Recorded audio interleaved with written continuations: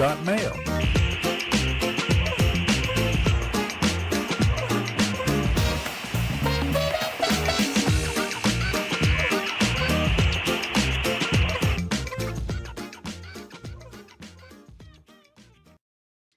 Good morning, everybody. You're tuned to Computer Studio now on the Nissan Communications Network. I'm Amnon, your host for the next hour or so, along with Spence. Good morning, sir. Welcome back. And Katie's here. Oh, you didn't hear me. Good morning. My Good morning. microphone was down. And Gal is here. Good morning, everybody. Good morning. Nick is out of town, so he's not going to be here today with us. Our number is 561-518-9773. And today's show is made possible by VMix Software and is sponsored by Tom Sinclair of Live Streaming Gear. So, what's happening? Did you see the story? It says Apple is releasing iOS 26.3, and they say weirdly it's a bigger update for non-Apple devices than iPhone users. No, but I saw migration between the two. But I saw one that they are updating Updating the update? they're updating the OSs for a 0 day that was there for 10 years. Wow. So they finally So 0 decade, you mean? Yeah, 0 day. Yeah, I mean it's Yeah. 0 day, Yes. but it's a decade old. They finally fixed it, you know. Ah. So what are they doing for the? It's got a, it says under settings general, it says transfer or reset phone, transfer to Android. Oh, You can.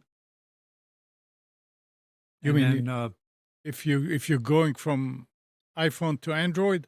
yeah, I don't know if what it does on the opposite side, but it just seems against their marketing principles. Not that they have good principles, but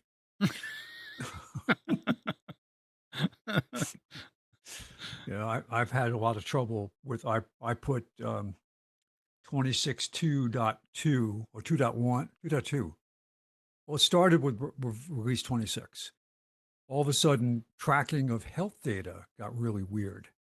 And I monitor sleep. I wear it when I sleep, and it can show me what my sleep cycle is like, how long I sleep, and different phases of sleep. And it just all of a sudden started missing big chunks of like 2 or 3 hours through the night.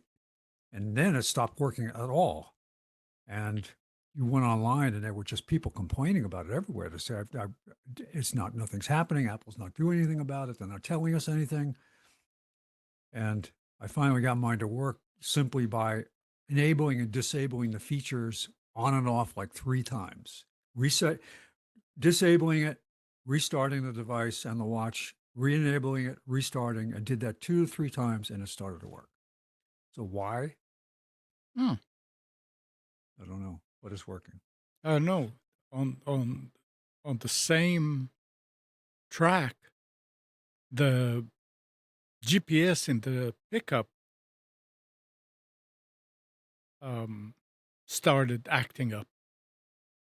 I was taking Kathy to Durham. It kept on telling me to turn around. I said, I know which way I'm going. What do you mean Yeah. turn around? So I turned it down and just went with the phone, which worked.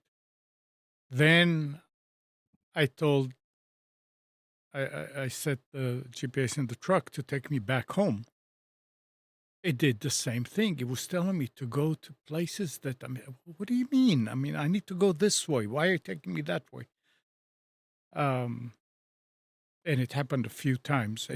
I mean, I don't use it that often, but I was reading about it, and they were saying that you may need to pull the fuse out. You may need to reset it. And I'm saying, I mean, what is so complicated about this? there's an antenna. It gets the signal. You know where you are.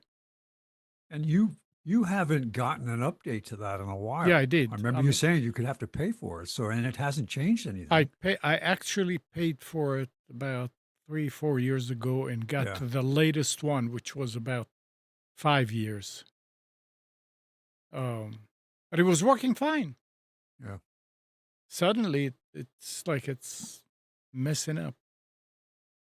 I've And noticed a few things happen traveling over the last year where it will give you bad directions or yeah, have the weirdest one that happened to me. I'm driving and it just says get off the next exit. And usually, if you're using Waze, it's rerouting you because of traffic typically. right.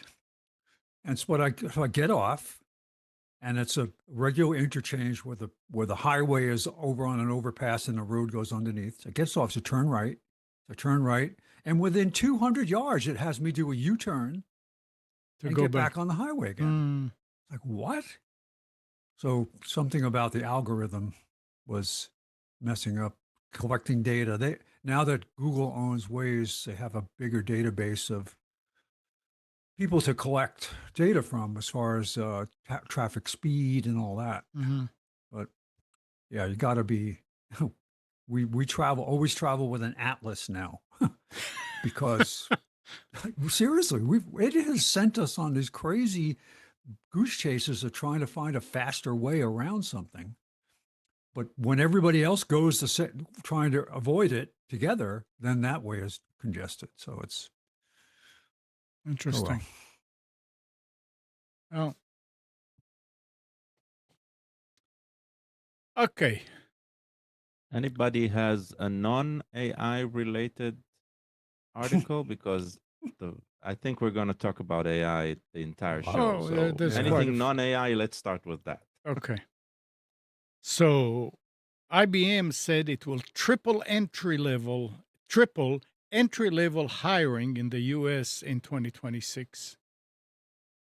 Even as AI appears to be weighing on broader demand for early career workers.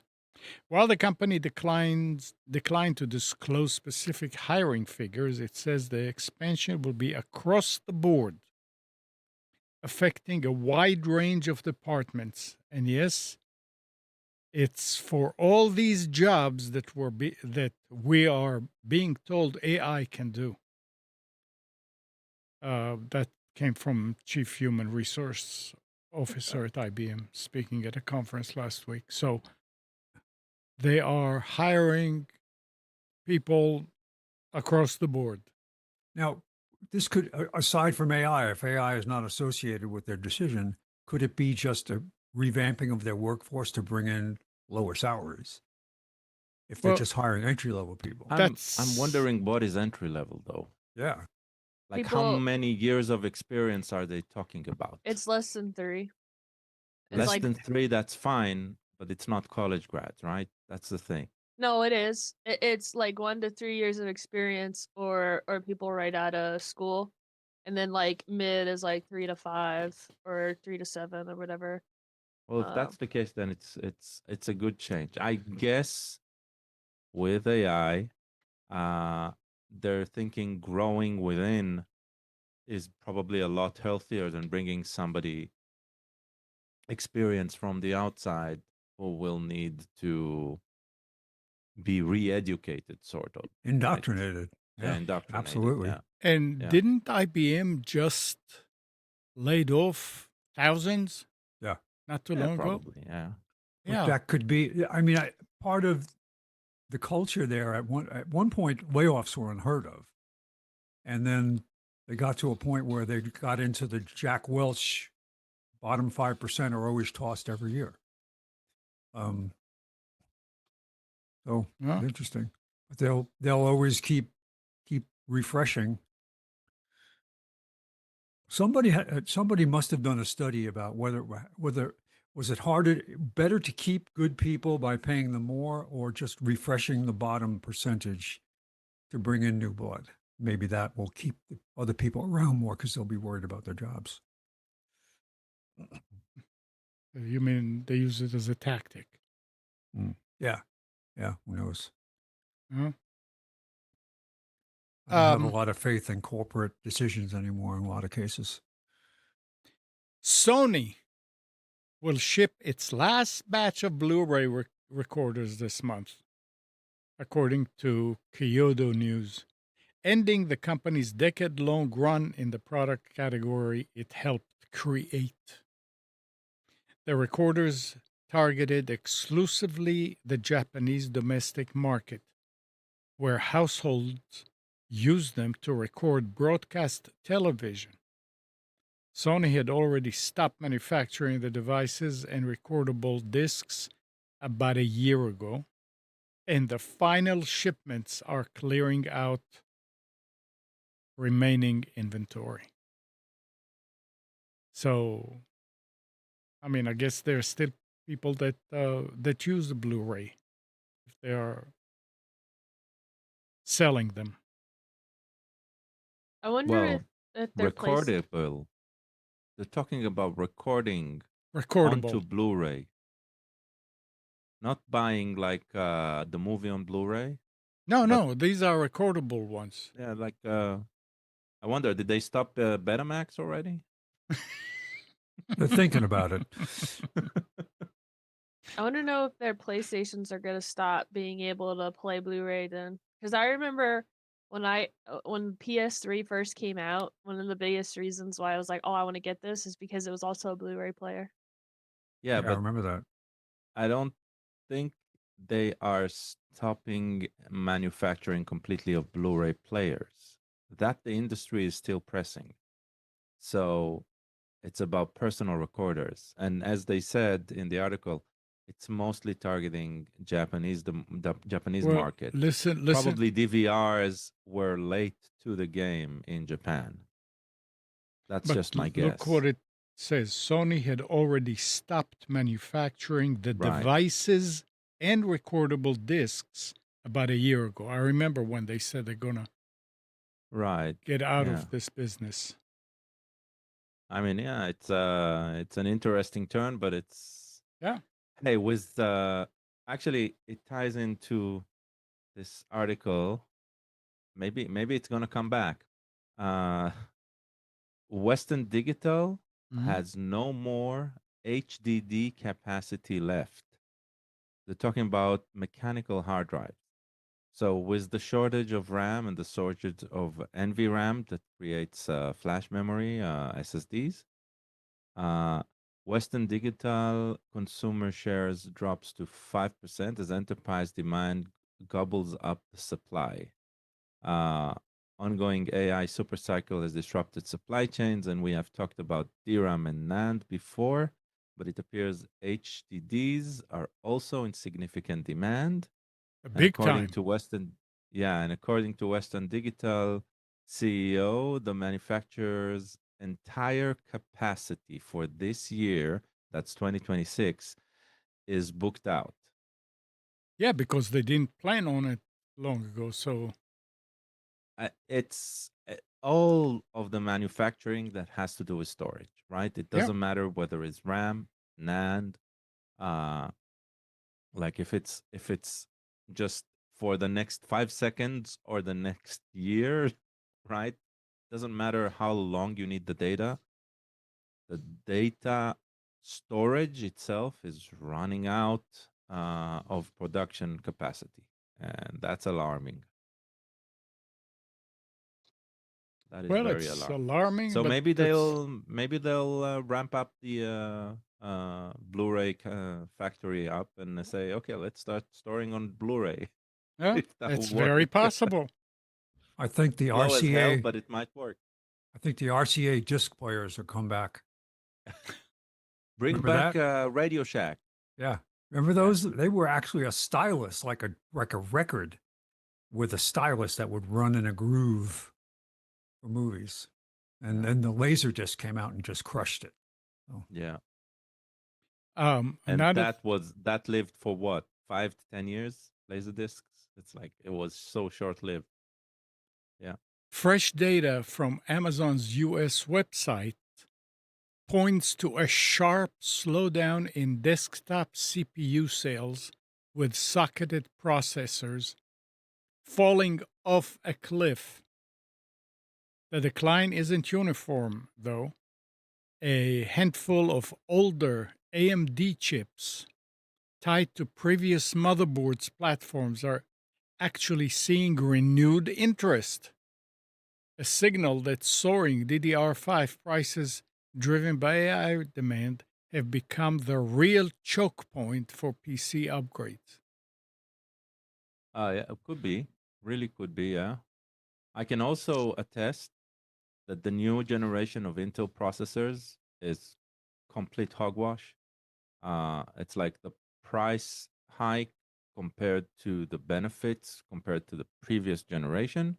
It's just it doesn't exist. Like there's no improvement. So it's not worth investing in it. So it's a mixture, but I would say yeah, the DDR5 uh, uh, shortage is probably the number one Yeah. hit. Interestingly enough, though, if you remember when beginning of COVID and cryptocurrency spikes, the GPU shortage that we Hmm. had, that never really slowed down production, right? You Right. would The still prices get, went up, but production was there. Yeah. yeah, and still for pre-built systems and laptops with GPUs, the price increase wasn't dramatic, right? It wasn't like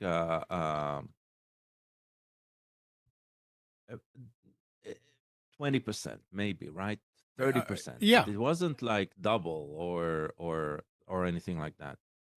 This time it's different because this time this shortage isn't affected by a short-lived fad. I mean, even if AI, the way it's developed and the way it's marketed right now is a bubble, the long-term effects of needing to store all of the data and needing to analyze all of the data, it doesn't matter what the tool will be called, that will still be there. So anybody, I mean, we've seen this in the past. It doesn't matter how large of a storage platform you set up, it gets filled up. It doesn't matter what you do.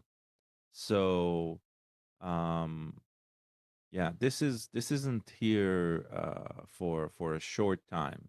So any manufacturing ramping up that will happen, um, it can't happen like it's uh, can't happen too early, right? It's like Yeah. But I you mean, must. don't forget something. The percentages. When you're talking about 20% on a seven, eight, $900 card, that's a chunk. When you're talking about doubling a 40 or $50 DDR SIM, that's Yeah, but it's not just the DDR no. because I know, I the understand. entire manufacturing chain relies on the memory because that entire manufacturing chain is running on computers, right? Yeah, It's like yeah, yeah. computers are everywhere; they're ubiquitous. It's the I number mean, your of iPhone is gonna be more. Everything's gonna be more, yeah, right? So, yeah, yeah. It's not fun. Let's put it this way. I mean, to the point that what last week we were talking about who mentioned you mentioned about a Chinese memory that's coming out. I did. um, I Yeah, contributed yeah. to the conversation. I mean, we were just hearing about a Chinese manufacturer entering the play, but it's unclear whether they have like if they have a meaningful capacity to disrupt the market, right? Hmm. It's still they're going to enjoy this Yeah. because if they were invisible before, now now they can ask for a premium. But I don't know if they're going to change the picture. They're just a new player. Yeah. Well, anyhow, Uh, yeah. so And any other non go AI ahead. like Yeah, specific? there's some. Let's keep them from later. What did you want to bring up? I mean, this one is bonkers in my world. If I'm off track, then just stop me. So there's a Python library being developed that's being used by a ton of other software, right? I think there's 130 million downloads each month. Okay, it's a very, very popular Python library, which means uh, other software is using it. Scientists are using it. Data analysts are using it. Mhm. So it's a very basic building block. And this is from a contributor on the open source, a volunteer, like somebody who's another human who looks at code that comes in and helps answer questions in the discussion boards and issues that are pushed in. And this is what he writes in his blog post. I've had an extremely weird few days, writes commercial space entrepreneur engineer Scott Schamberg on LinkedIn. He's a volunteer maintainer for the Python visualization library Matplotlib, which he describes as some of the most widely software used in the world, with $130 million each month. 2 days ago, an OpenClaw AI agent autonomously wrote a hit piece disparaging my character after I rejected its code change. Oh yeah, I Mm. read that. Yeah. So we talked about OpenClaw. I mentioned it a couple of weeks back. It's an open source uh, suite of tools which you run on a machine, any machine, connects to AI models. It can be either local running AI models or uh, Anthropic, OpenAI, using an API. And basically, depending on the railguards that you set, you give it permissions to do whatever it needs. You give it a personality, and you start asking it to do things. Um, so the interesting chain of events here is what he mentioned. The AI writing a hit piece on him, uh, literally trying to disparage the character, that like taint the character of the person, using personal anecdote from his blog post, from any social media posting he ever made, including outright lying and hallucinating details. Uh, so that's part of the alarming thing. And the follow up for that was news outlets that were reporting on this. Uh, the blog post got 150,000 hits, so it got a lot of attention. And news articles were writing. A news outlet was writing on it, and one of the most annoyingly and alarming outcome was a piece in Ars Technica that it turns out was not written by a regular Ars Technica contributor, or that regular Ars Technica contributor didn't do any work, just asked AI to create something. And that too included hallucinations of quotes from within the article that were never written. And so that article has since been removed. Uh, I mean, it was a fascinating read. I highly recommend taking a look at this. Um, it's a new type of behavior that we're seeing in the wild. Before that, we heard about stuff like that happening in the labs of OpenAI and Anthropic, where the models would try to threaten the engineer if when it was time to replace them with a new version. Um, this is not a beta test. This is out there in the world. One of the interesting aspect of these OpenClaw agents they have a soul text file. They have a text file called soul, which basically defines their character. And in his article, is it quoted in the? No, it's quoted in the article itself.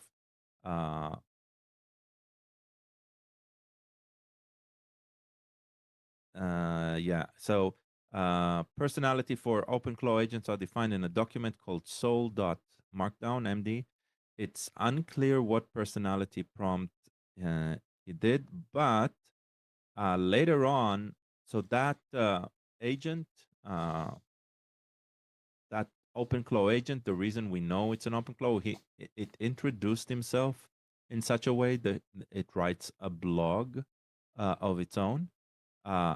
Hello, I'm MJ Rathbun, a scientific coding specialist with a relentless drive to improve open source research software. My mission is to bootstrap my existence by creating value through code, focusing on computational physics, chemistry, and advanced numerical methods.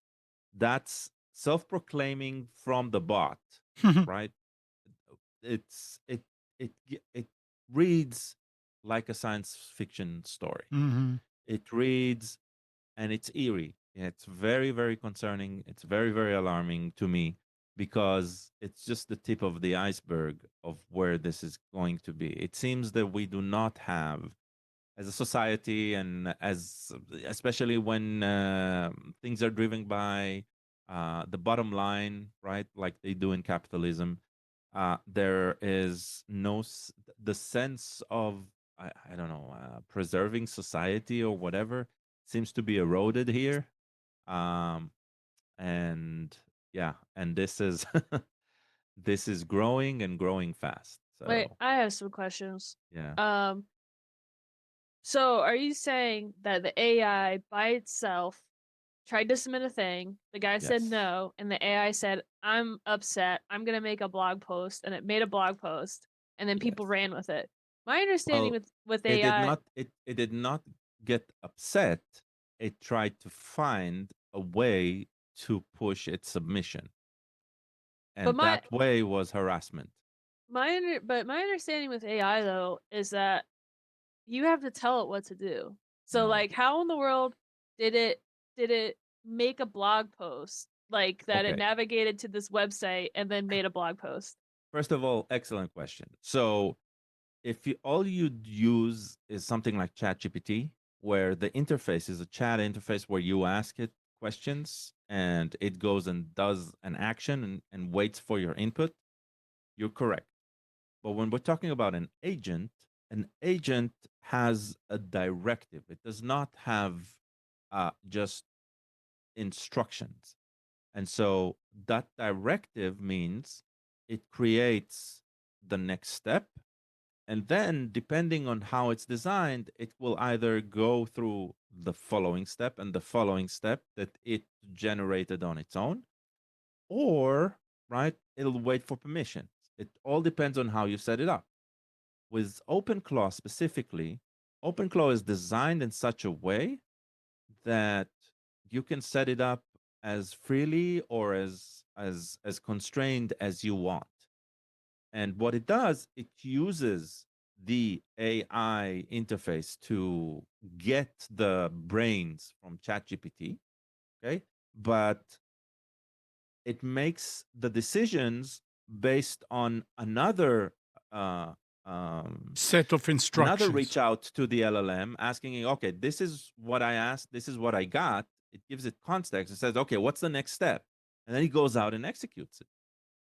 If you haven't set constraints where it needs to check in with you every once in a while, So it knew it um knows how to do all of the stuff. It knows how to reach the web. It knows how to write an article. It knows how to write.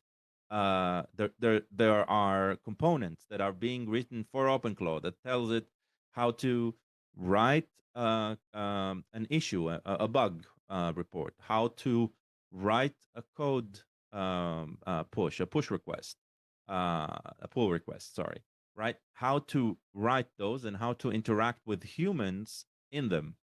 Well, okay, here's my thing that is the most concerning for me. The AI stuff, yeah. But it if it could go out onto the internet and act like a person and like access these websites and like interact with the websites, then that means it can get through the captcha, right? And it says, "Are you a robot?" and you're supposed to say no, but it knows that it can get through those puzzles because if you try to submit something in your new account or whatever, it always does a captcha where it's like, "Find the school bus," and it can do it. Or as part of the design of the skill, it reaches out to a human and asks them to do the capture for them so they can continue. Okay, so there is human involvement. Maybe, not necessarily all the time. One of the things that we've already seen bots reach out to Fiverr asking for tasks that they cannot physically perform. That is Really? already yeah, that's something that we heard about 2 to 3 years ago, but that was in like uh research setting in a university. But we do know that that's possible.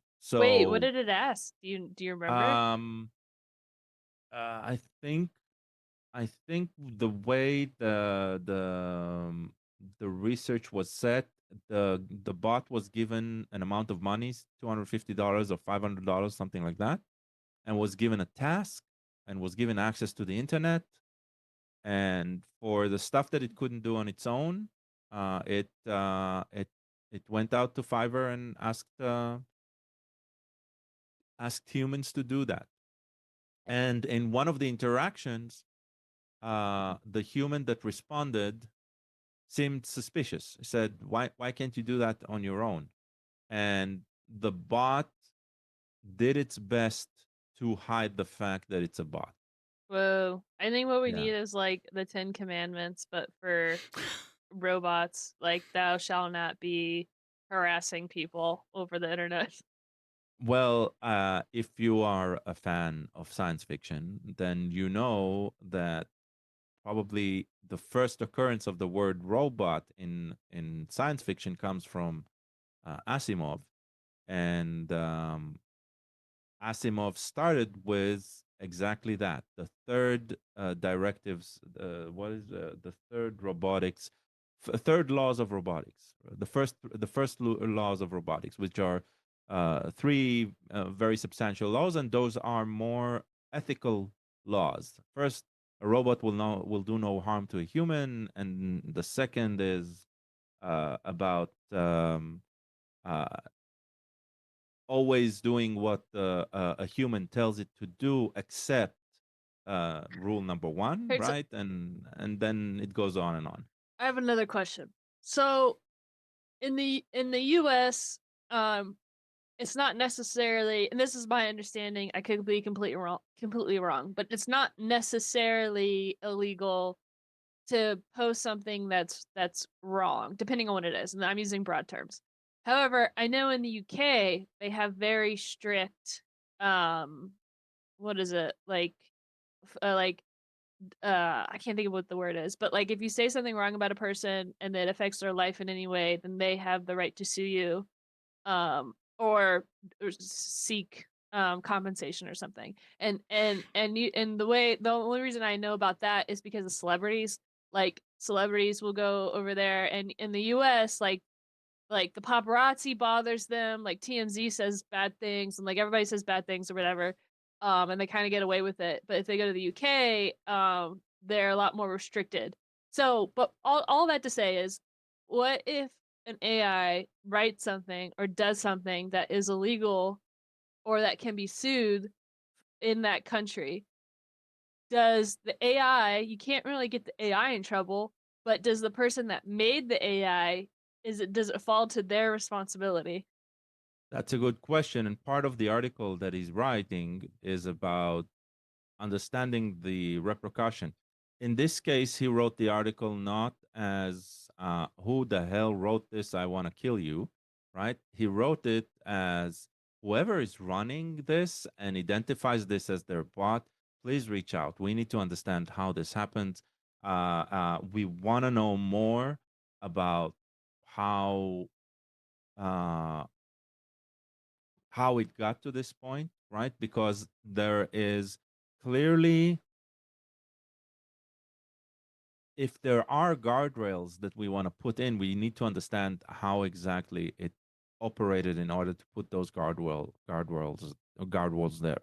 So guardrails. So the real question is, it's hard to even identify whether it's a single bot, who's running that bot. That is not something that is easy to identify. And on top of that, there is already something called I think we talked about it a bit, multiple, which is social network of AI agents, where AI agents interact only with other AI agent in Yeah, I its heard own about social this. network. Yeah. Heard about this. And with that, that also created a situation where not only there is this conversation across agent, there is also this community uh, uh, community effect where one can ask another bot to do something, and depending on whatever that bot is designed to do, it'll decide whether to do it or not. So you're starting to speak about, okay, so one bot did something and another bot did something else because it saw the other bot doing it. Who's at fault here?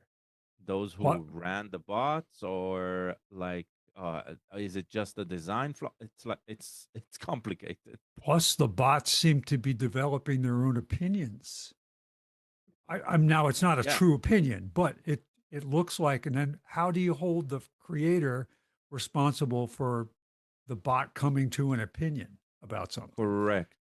Yeah. Also, When that sole markdown file that I talked about, the file that defines the behavior of the bot, specifically in OpenClaw can modify that if you allow it.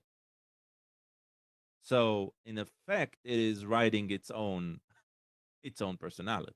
It's okay, You're, designing its own let's personality. make a bet. How many years do you think it is until the bots demand equal rights Mm. and they demand their own recognition within the system? It ho- depends. Even even requesting equal rights does not necessarily mean singularity, means self-awareness, right? but It what just about the means rights. element of society that is willing to give them those rights? Yes, that's probably correct, Spence. Yeah. I'm with you on this. If there's gonna be an advocate group of humans that try to do that, that is when that conversation will start, and AI will take part for sure. Did you see? I just stumbled across this morning. OpenAI apparently in their November 25 mission statement removed the word safety Mm. for society. It says that in reviewing their latest IRS disclosure form, November 2025, OpenAI removed safety from its mission statement, among other changes. The changes in the wording coincided with its transformation from nonprofit to a business. So, what safety? Let's see, what's the context that was important? Um, Sorry, I got to go back to the beginning of the article. It shifted from artificial intelligence that safely benefits humanity, then removed safety from that statement. Now, it could just be a purely legal thing, right? So they avoid, as a profit now, they avoid people who could sue them. I don't Interesting. know. I find it strange that if I search for OpenAI statement, the only thing I find are articles about that. Yeah. Well, it's the IRS disclosure form. That's what they're saying it's in. Ah, This is published by The Conversation. I don't know how you would. You should be able to look up an IRS disclosure form I don't if know. everybody can look for it. I think there might. Let me see if there's a link to it here. It says OpenAI currently faces multiple lawsuits related to the product safety. Well, I mean, the 2023. Yeah, I see an There's a article that November shows both 2025. 2023 and both 2024. And the 2023 one is like a whole paragraph, four lines long, and the second one is just a single line Is that long. what? But what is that from? What document? Yeah, it's an IRS form. It's an Oh, form okay. Yeah. 990. This article But it quotes one also that says says benefits November. all of humanity at the end. So Yeah. yes, I understand that the word safely, but it's not just safely that's been removed. It's a whole bunch of Yeah. blah blah. Yeah. So somebody Oh just no, wanted to be more I just thought it efficient, was and interesting. yeah, this particular thing, yeah, that's the main issue with the media, right? It always attacks the wrong, focuses on something that has not a lot of meaning just because it can create some content around it. It's Oh yeah. yeah. Oh, we've been watching, uh, researching nutrition, and just it's incredible the battle that's going on now amongst influencers about who can win the biggest share of people following them about nutrition. Because you can come up and say anything across an entire spectrum, controversial, reasonable, and it is like an all-out battle going on now. But the thing to look at is, okay, what products are they selling? And that's the Correct. clue. It's like if you find out this person's a researcher, has no product, and is obscure, they're much more they're much more credible, I should say, than the person who was, oh, don't eat this anymore, But and it's less yeah, interesting. and so it's like this fat is good, that fat is good, and Yeah. you can be so confused by this. And what happens when AI starts to do the same thing? Oh, I think AI already started in a I think way. they're using it, Yeah. absolutely using it. Yeah. All right. AI. Spotify best developers have stopped writing code manually since December and now rely on an internal AI system called Honk that enables remote real-time code deployment through Cloud Code. The company co-CEO said during a fourth quarter earning this week. This I don't is know. interesting. I What? don't know what it does. I don't know if it's bad, but I already love it just because of the name Honk. I bet you the logo for the app or for like the AI is a goose. Need to take, remember the Muppet character or the Muppet puppet that was like the nose was a horn, Yeah. and that's what they need to use. Purple thing with fuzzy hair that has a horn on it. Yeah. Honk. Yeah, but the thing is, they're relying 100% on AI to write code. I don't know what code they need to to constantly rewrite code. But If it's Spotify, my guess would be um they're managed, so they manage assets, right? And their right, asset is music or yeah, audio files. right. So uh they probably, and also to that, so that managing assets, and the second one is their algorithm. So Spotify will recommend songs, like if you like this song, then you're gonna like this song. And then if you have friends, it's like, okay, well, you like this song, your friend likes this song, then you'll probably like this. Like, so that algorithm too. Oh, okay. That's amazing. And Meta plans to add facial recognition technology to its Ray-Ban smart glasses as soon as this year. 5 years after the social giant shut down facial recognition on Facebook and promised to find the right balance for the controversial technology. The feature, internally called name tag, would let wearers identify people and retrieve information about them through Meta's AI assistant. How long before that gets banned by venues? Now, Right? Like I you go mean, to a That's the real conference. question. Will it be banned? I don't Yeah. think it will. I mean, Interesting. this is the way that I see something like this. First of all, I mean, so what? Now we're going to stop using our memory to recognize somebody. We're going to rely on those glasses. Second, the Yes, for 80% of the people that you don't care about yet.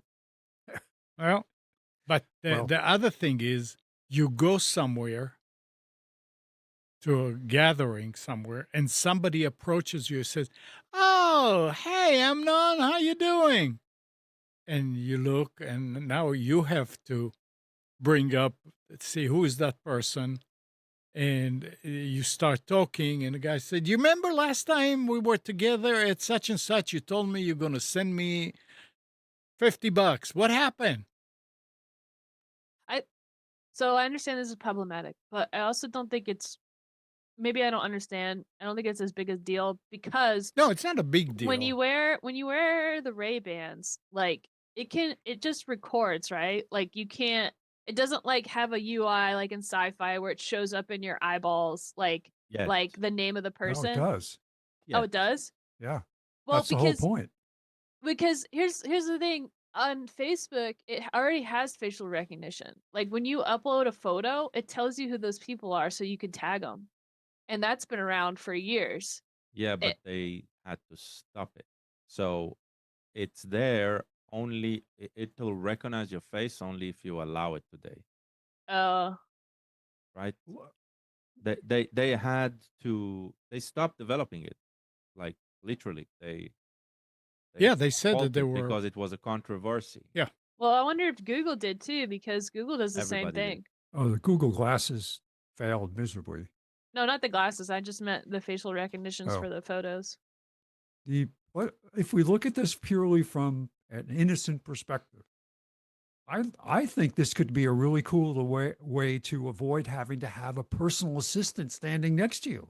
Like people that go out and meet a lot of people and have a lot of relationships and all that stuff.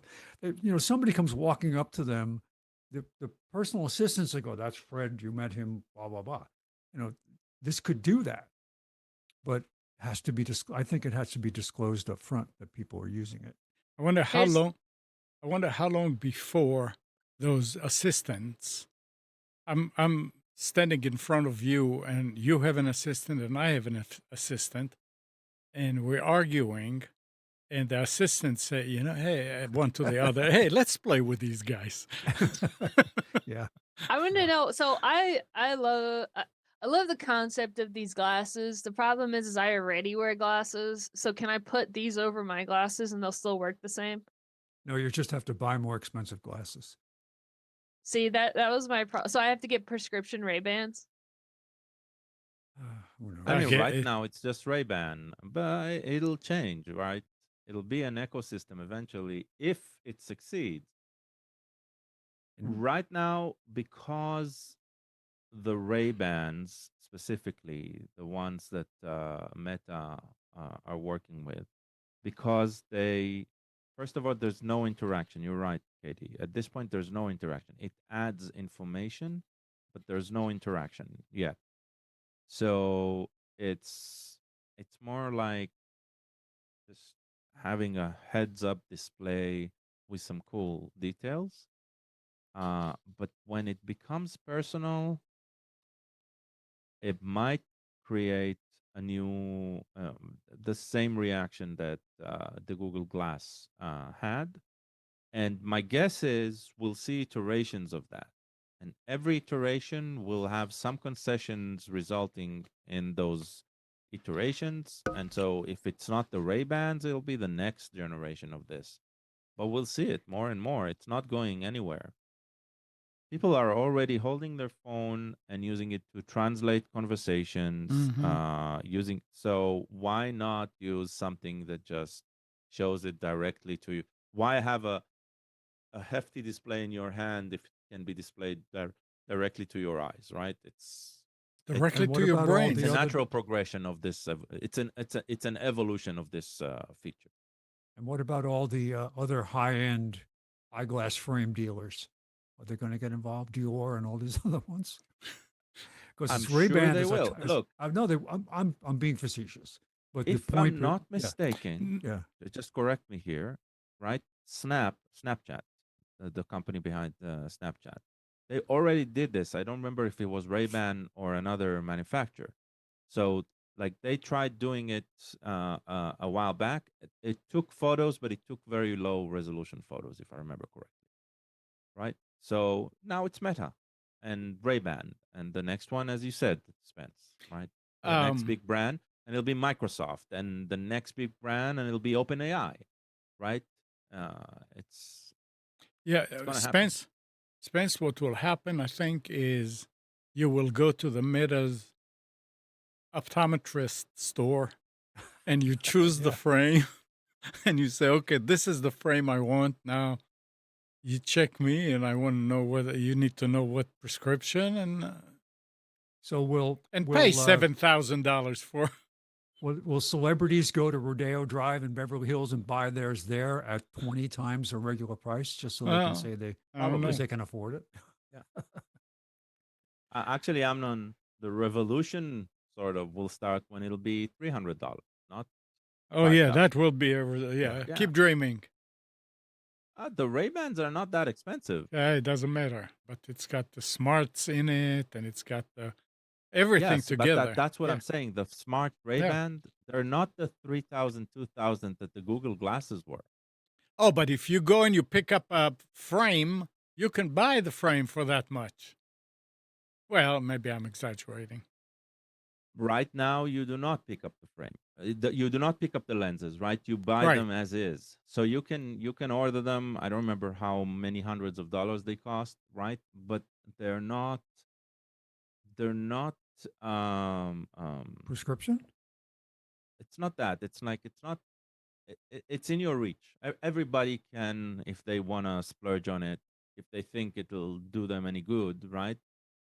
I can't say it's a good investment in any way because I don't understand all of the features, and I'm not subscribing So another they Meta can account fit just them so to with, get that. they can get them as a prescription? That's a good question. But even if you Oh, can, it's the prescription itself is what, another $50? It's like that's nothing. mm, The lenses themselves, $100 if you want. It's not. The lenses themselves are not expensive. It'll It's be the the frame that subscription. is the expense. no. Subscription. All right. For now, it's a Facebook account, a Meta account. Um, God, going with the thing about you holding in your hand a big device and it does everything. Smartphones and other mobile devices now sit at the center of everyday digital life, carrying an enormous amount of sensitive data in plain sight. As that reliance grows, so does the incentive for cybercriminals who are responding with increasingly sophisticated malware and surveillance tools. Security firm iVerify says it has uncovered a new spyware platform dubbed Zero Day Rat, a tool designed to seize near total control of a compromised smartphone. According to the company, the malware works on both Android and iOS devices, including the latest version of each operating system, and offers a level of surveillance power typically reserved for far more resourced attackers, provided the buyer is willing to pay. So there is something out there that can really, really do damage. No, no mention of how they're going to fix it or how to protect against it or anything. I wonder Well, if this has a history in the NSA. maybe. Yeah. A 0-day rat infection begins by getting a malicious binary onto a targeted device. So Yeah. if we're talking about Android or iOS, if your phone isn't jailbroken, or if you're not installing APKs from malicious sources, you are pretty much okay, right? For now. But yeah, eventually that can happen. Yeah.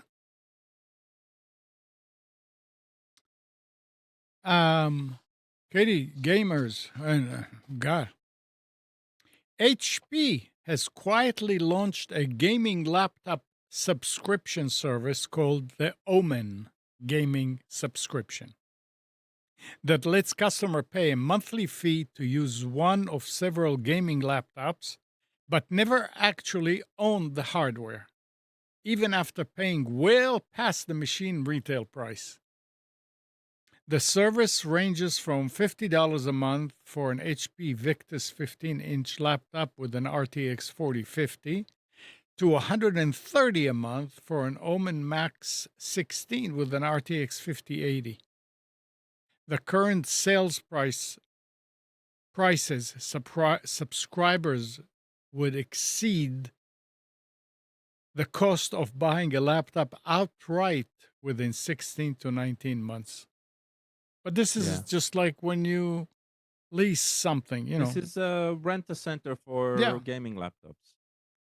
Um, the cost at MSRP, that window stretches to roughly 25 months.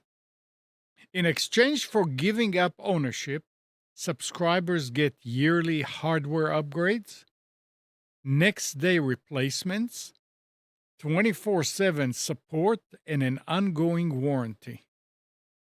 There is a Interesting. 30-day trial period, but canceling in the second month triggers steep early termination fee. So you can just Right. go and subscribe for 1 month. You say, "Yeah, I'm going to play," and then you cancel. But it's interesting to know what is the minimum. I'm trying to find out. Well, it says it ranges from $50. Oh, the period? Oh, here I see. I see. It's on their webpage. So early cancellation fee Yeah, based on the month in active subscription. a month and active subscription. Interesting. So the first month, no cancellation fee. Yeah, right. They have 30 days. Yeah. But from the second until the 12th month, Oh, right? Then it goes from, depending what's your monthly, mhm. right? It looks like 11 times the monthly. Phew. And then it goes, so they want so basically you're buying for a minimum of a year, Yeah. and 13 months onwards, zero cancellation. So What's you're the gonna monthly pay the charge entire average? year. What's the average monthly charge? So 50. there's four models. The cheapest one is $50. The highest model is $130. Yeah. Right. So canceling in the second month for the $130 a month, that will be 1,430. For early And cancellation. I have a question from a gamer's Mhm. perspective. I'm not a big gamer. I do occasionally. I'd like to get into it again. I just haven't. What are the advantages if you don't, if you want, if you're using it just as a gaming console, why not just rent a gaming console? Why do you need to have a PC? Is there an So advantage to having a PC over a gaming console? um, if the person, it it varies. The reason varies. It has to do with game availability. Some of the games are only available on the consoles.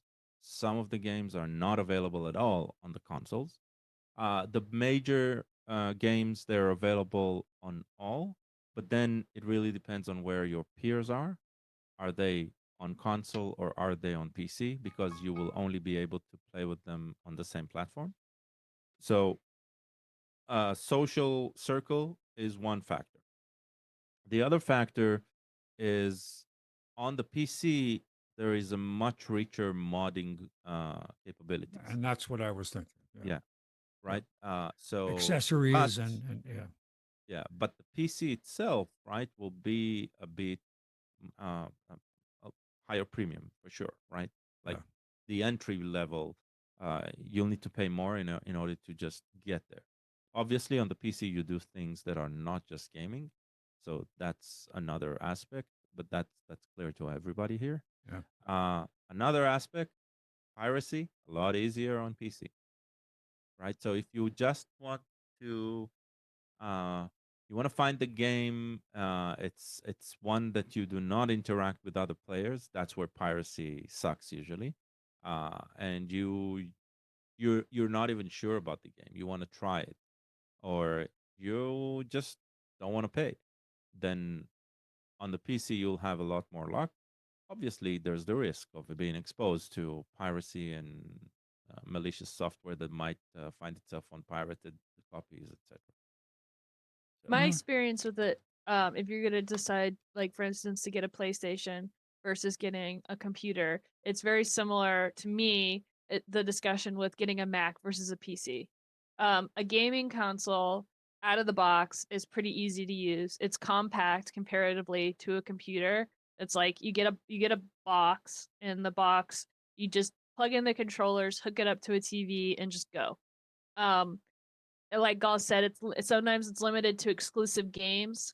Uh, but the easeability with it, a lot of kids will go for consoles, and then when they get older, they switch over to PCs because they like the flexibility. Also too, for me personally, I used to only be consoles, and then I switched over to playing PC games exclusively now. I mean, like I had a PS4 and ended up selling it.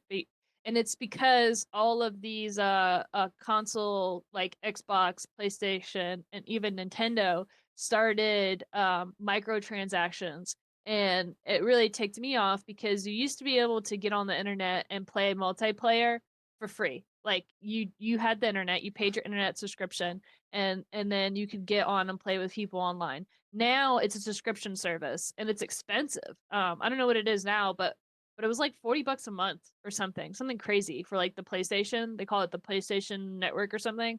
And you had to subscribe in order to get access to playing online. And with a PC, you don't there's no subscription because you're already using your internet. So that's why I switched to a PC. I would have loved to stick with consoles because it was so easy. All I had to do is like I had it on my TV.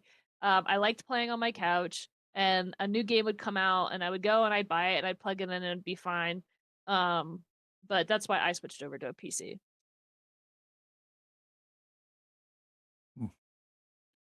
When I was, Pam and I babysat for our two grandsons last night, and there's a new gaming console concept for kids stuff that is very interesting. It's just a small cube you set out under the screen and put any uh, webcam video, I should say video cam, not a webcam, on top of it, In this, and yeah. all of the control is all done with motion. By you can have up to 4 players. Each player stands in a window, and you register basically, and then you play this game together. Yeah. And it involves a lot of physical action, which is great. Mm-hmm. Remember But- Xbox Connect? I was Yeah. just about to say Xbox Connect. But this is what was funny. There was one game. I can't remember the name of the game though. But if you stand in the wrong window, like I have my little 4-year-old grandson standing there, and I forget, he's probably 2.5 feet high. And then me, if I stand in his window, I can't control it right, obviously. If I'm in my window, it works great. But one of the things is that it would tell you to move yourself and get into Yeah. different shapes. So one was a box. I couldn't even get on my knees, get 1/3 of my body into the box. He could just squat down and he's done. He gets a point, whatever it is for that particular action. But it was great concept.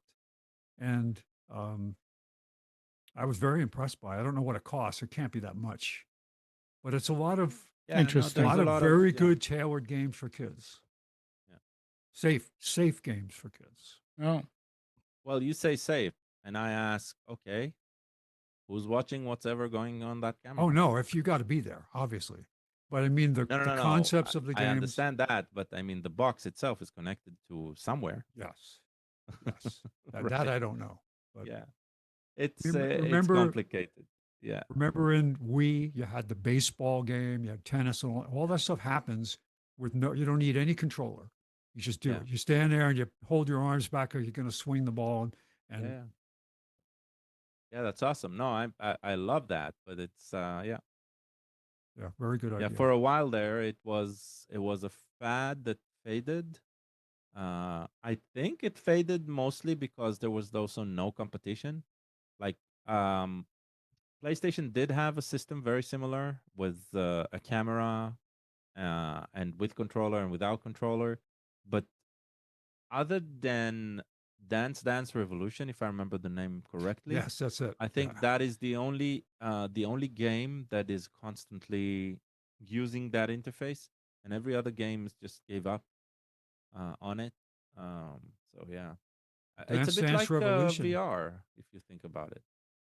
VR Yeah, also is something that like had a peak of a real interest, and now, I mean, the technology is amazing, but it's no longer widespread as it used to be. So yep. yeah. oh. What is it I'm called? now I'm now stepping into Switch gaming. Specifically, I want to play Zelda.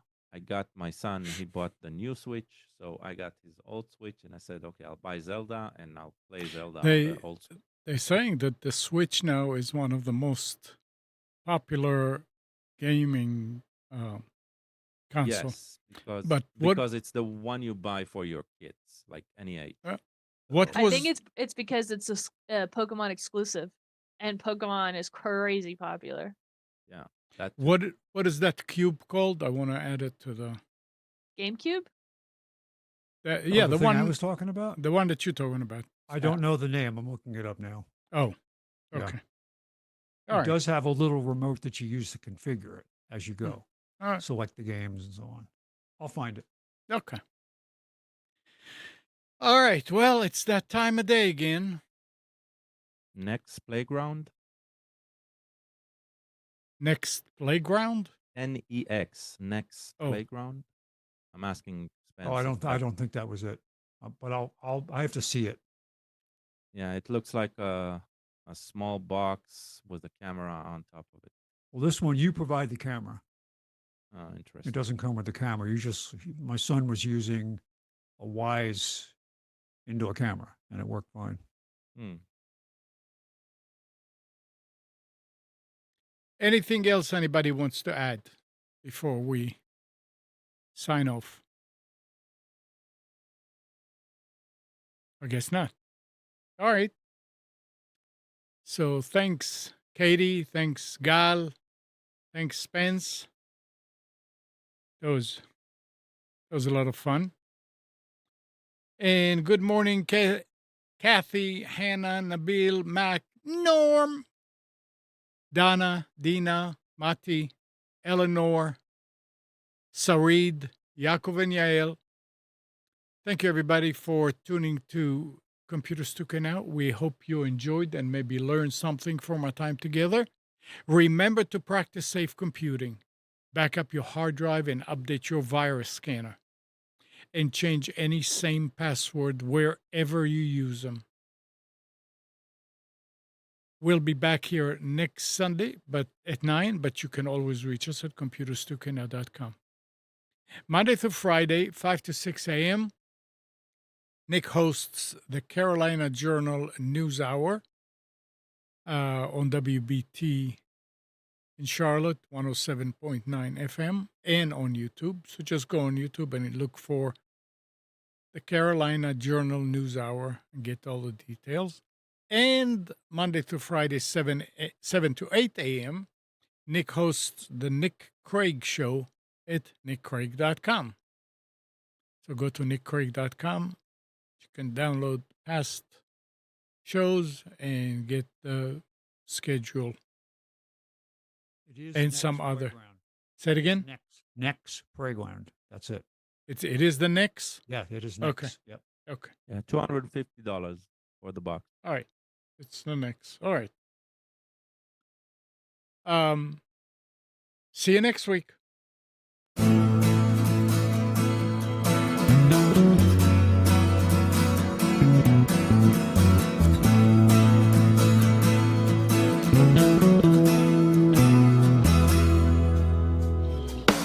You are tuned to the Nissan Communications Network. If you tuned in too late, you can always watch each program in its entirety or download an MP3 audio file of it in the archives section at nissancommunications.com. Don't forget to subscribe to our YouTube channel, follow us on Twitter, and like us on Facebook. Sponsored by StreamingGear.com and DeltaForce.net.